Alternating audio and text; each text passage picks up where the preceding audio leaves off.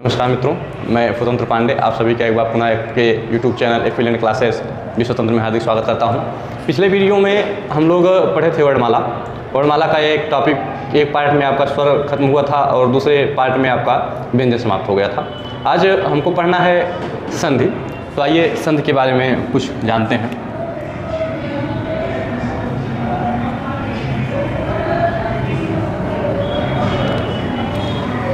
बात करें अगर हम संधि की, तो ये संधि जो है संस्कृत भाषा का एक शब्द है। संस्कृत भाषा का एक शब्द है।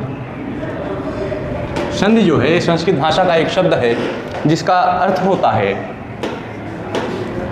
मेल, योग, जिसका अर्थ होता है मेल करना या योग करना या फिर संयोग कह सकते हैं। अब अगर बात करें संधि की परिभाषा की, तो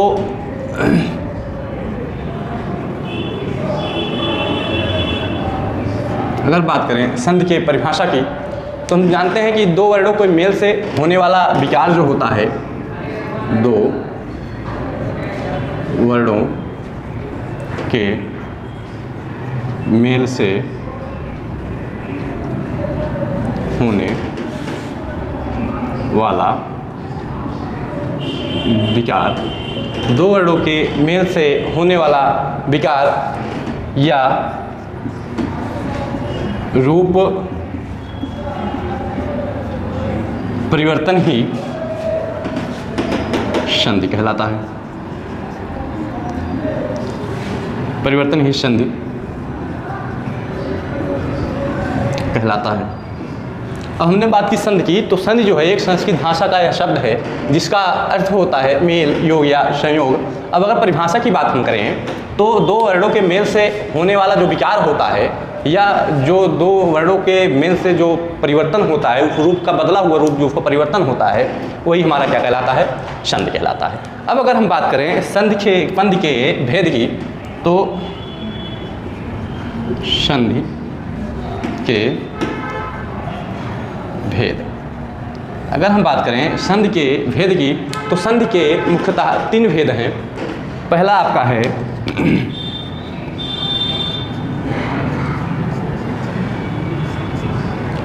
आपका स्वर संधि,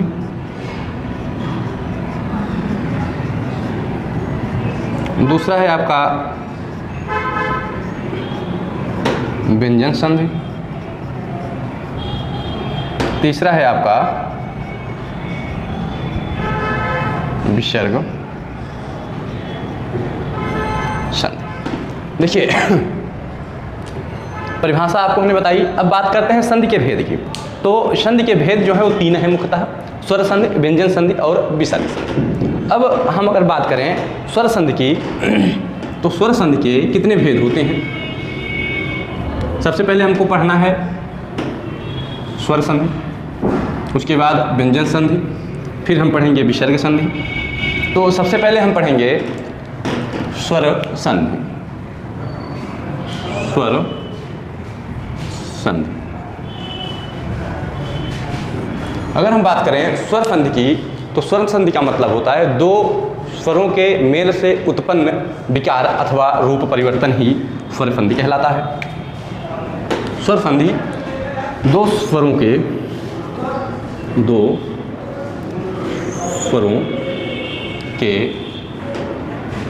मेल से उत्पन्न विकार या रूप परिवर्तन ही स्वर संधि कहलाता है। स्वर संधि में दो स्वर होंगे और उनका जो मेल होगा, उसमें जो परिवर्तन होगा, वही आपका स्वर संधि कहलाएगा। अब अगर हम बात करें स्वर संधि के भेद की, तो इसके मुख्यतः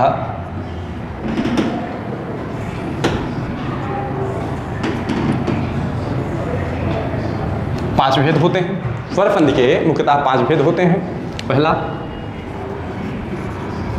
दीर्घ स्वर संधि, दूसरा आपका हो जाएगा गुण स्वर संधि, और तीसरा आपका हो जाएगा वृद्धि स्वर संधि, चौथा आपका हो जाएगा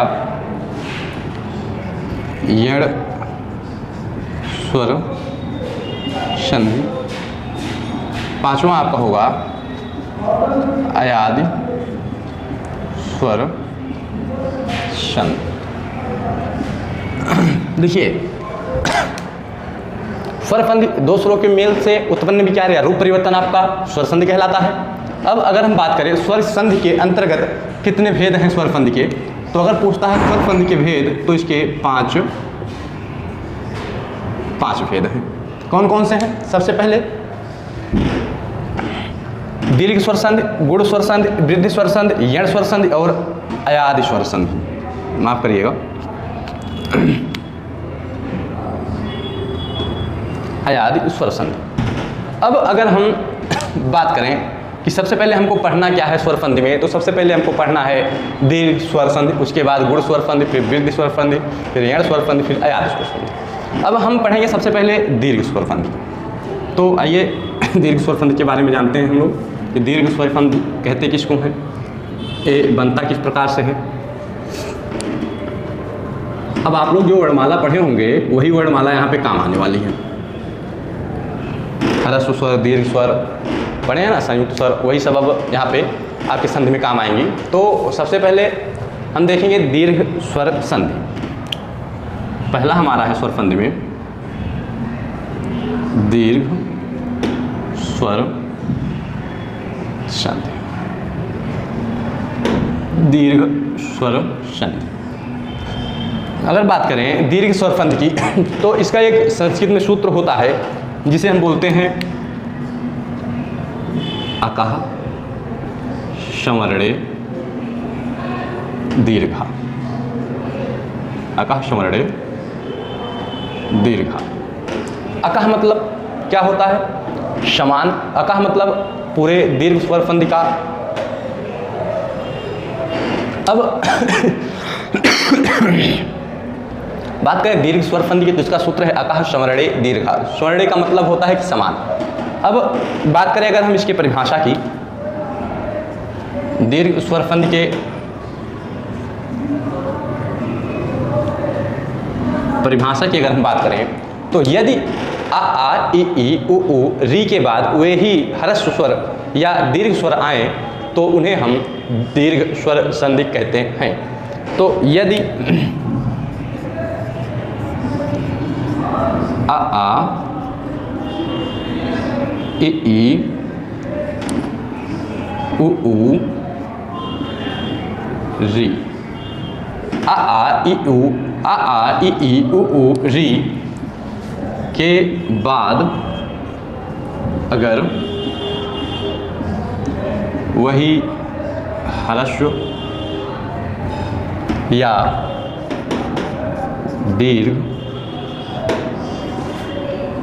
दीर्घ स्वर आए, यदि आ इ उ री के बाद अगर वही ह्रस्व या दीर्घ स्वर आए तो दोनों मिलकर, अगर वही ह्रस्व स्वर या दीर्घ स्वर आए तो दोनों मिलकर क्रमशः आ इ उ और री का निर्माण करें।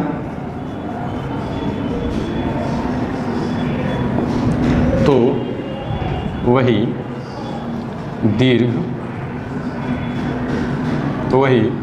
दीर्घ स्वर संधि होगा। देखिए दीर्घ स्वर संधि अकः संवरणे दीर्घा परिभाषा आपकी होगी, यदि आ इ उ री के बाद वे ही ह्रस्व या दीर्घ स्वर आए तो दोनों मिलकर क्रमशः आ ई उ री का निर्माण करते हैं, तो वही दीर्घ स्वर संधि होगा। अब हम बात कर लेते हैं कि ये मिलेंगे कैसे। ह्रस्व या दीर्घ मिलकर दीर्घ कैसे बनेंगे, दीर्घ स्वर संधि, उसकी बात हम करते हैं। तो सबसे पहले हम देखेंगे आ के बारे में। आ धन आ, दीर्घ आ धन ह्रस्व आ, ह्रस्व आ धन दीर्घ आ, दीर्घ आ धन दीर्घ आ। यहाँ पे लिखते हैं थोड़ा और किनारे से, ताकि एक ही साथ में पूरा आपका आ जाए। ह्रस्व आ धन ह्रस्व आ, ह्रस्व आ धन ह्रस्व आ, दीर्घ आ धन ह्रस्व आ, ह्रस्व आ धन दीर्घ आ, दीर्घ आ धन दीर्घ आ। ये आपके ह्रस्व आ और दीर्घ आ के 4 बनते हैं, 4 मेथड बनेंगे इनके, जिससे सभी का निर्माण आपका जो है दीर्घ आ ही होगा। हमने परिभाषा में बताया था, यदि ह्रस्व हो, चाहे स्वर आपका ह्रस्व हो, चाहे स्वर आपका दीर्घ हो, दोनों मिलकर क्रमशः दीर्घ आ, दीर्घ ई, दीर्घ उ और दीर्घ री का निर्माण करेंगे। तो पहला मेथड हमारा ये हो गया।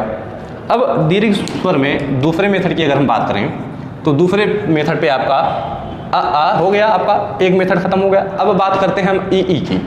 तो सबसे पहले ई, ह्रस्व ई और ह्रस्व ई, दीर्घ ई और ह्रस्व ई, ह्रस्व ई, दीर्घ ई, दीर्घ ई और दीर्घ ई। अब ये देखते हैं कि ए किसका निर्माण करते हैं। ह्रस्व ई और ह्रस्व ई ये दोनों निर्माण करेंगे दीर्घ ई का, ए भी निर्माण करेगा आपका दीर्घ ई का, ए भी निर्माण करेगा दीर्घ ई का, ए भी निर्माण करेगा दीर्घ ई का। अब ये आपका दूसरा मेथड हो गया।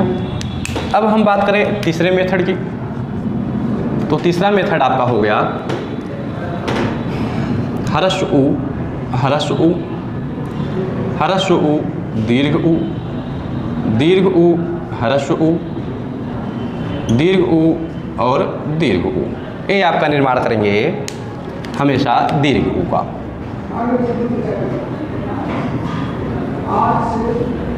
दीर्घ उ का निर्माण कर दिए,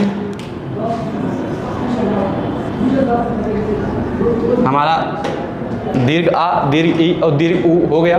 अब हम अगर बात करें री क्या, तो री में केवल एक ही टाइप से बनेगा ये, री धन री, ये दोनों मिलके दीर्घ री बनाते हैं।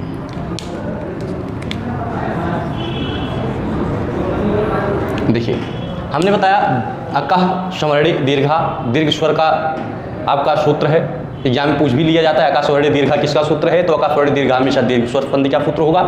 अब हमने परिभाषा बताई, यदि आ ई उ और री के बाद ह्रस्व या दीर्घ स्वर आए, मतलब उसी के तुरंत बाद ही वे ही दीर्घ स्वर आए, तो ए मिलकर क्रमशः दीर्घ आ, दीर्घ ई, दीर्घ उ और दीर्घ री का निर्माण करते हैं या परिवर्तन करते हैं। तो हमने देखा पहले मेथड पे आ धन आ, ह्रस्व आ, दीर्घ आ, दीर्घ आ, ह्रस्व आ, दीर्घ आ, ह्रस्व आ, दीर्घा बनेगा, फिर आया दीर्घ आ, फिर मिलके दोनों बनते हैं दीर्घा। इसी प्रकार से हमारे ए अकह स्ववर्णी दीर्घा के 4 सूत्र हैं, जो हमारे एग्जाम में इसी के हिसाब से इन्हीं को तोड़ मरोड़ करके जो शब्द दिए जाते हैं, वो एग्जाम में इन्हीं सूत्रों पे हम लोग तोड़ करके उनको विच्छेद करते हैं, संध विच्छेद उनका करते हैं। अब आइए कुछ उदाहरण देख लेते हैं। सबसे पहले हम उदाहरण देखते हैं आगे। हम अगर बात करें एक उदाहरण की, तो सबसे पहला उदाहरण हम लेते हैं पीताम्बर, जो आपके एग्जाम में पूछा भी गया हुआ है पिछले ईयर के पेपर में आपके, चाहे वो टेट हो चाहे पटेट हो, जो भी हो।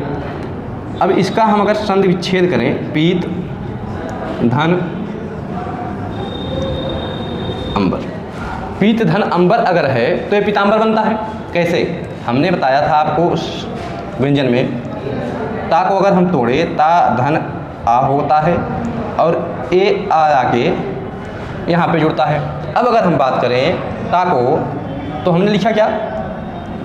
ता धन आ, ए दोनों हम जोड़ दिए तो ता का निर्माण हो गया। अब अगर हम आ यहाँ वाला आ, इसको हम अगर ऐसे कर देते हैं, यहाँ पे एक आ है, यहाँ पे एक आ है, दोनों मिला के दीर्घ आ हो जाएंगे, ए हो जाएगा आपका ता, तो ये बना देगा आपका पीत और एक आ ए वाला पीतांबर। ये आपका पहला उदाहरण। चलिए, आज कुछ आवश्यक कार्य है, इस वजह से आपका वीडियो बहुत बड़ा नहीं कर सकते हैं। कुछ कारणवश आज आपका वीडियो, कुछ लाइटिंग की वजह से आपका वीडियो आज यहीं पे समाप्त करते हैं। अगले वीडियो में आपको मिलेगा दीर्घ स्वर संधि का उदाहरण, उसके बाद हम लोग पढ़ेंगे गुरु स्वर संधि। आज हमने संधि में संधि के कितने भेद हैं? 3 भेद थे, स्वर संधि, विसर्ग संधि और व्यंजन संधि। और स्वर संधि में हमारे 5 भेद थे, हमने उनके बारे में भी जाना। और दीर्घ स्वर संधि को अकफ वर्णे दीर्घा भी कहते हैं, हम इसके बारे में भी आज पढ़े। और इनका जितने सूत्र बनते थे, 4 टाइप के सूत्र बनते थे, 4 टाइप के सूत्र के बारे में हमने आपको बताया। अगले वीडियो में दीर्घ स्वर संधि का उदाहरण आपको दिया जाएगा, उसके आगे कंटिन्यू आपको क्लासेस मिलती रहेंगी। तब तक के लिए धन्यवाद, नमस्कार। चैनल को लाइक करिए, सब्सक्राइब करिए और शेयर भी करिए।